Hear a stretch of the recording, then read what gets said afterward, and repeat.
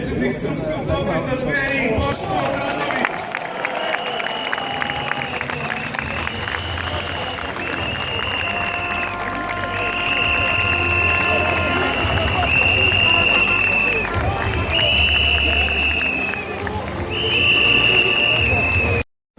Danas se ponovo nalazimo u situaciji da moramo da branimo slobodu i demokratiju, jer Srbija više nije slobodna kao što je bila i demokratija nije kao što je bila pre nekoliko godina u ovoj zemlji.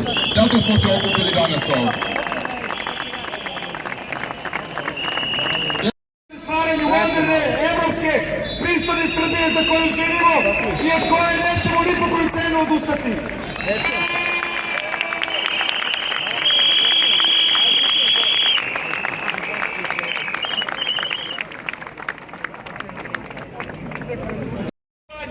Danas najbolji nisu prvo lice Srbije i to treba da promenimo, a borba neka krene sa ovog mesta, ljudi, onako kako smo to uvijek stali da radimo.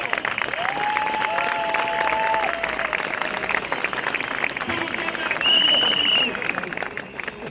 a neka se kaže i ono.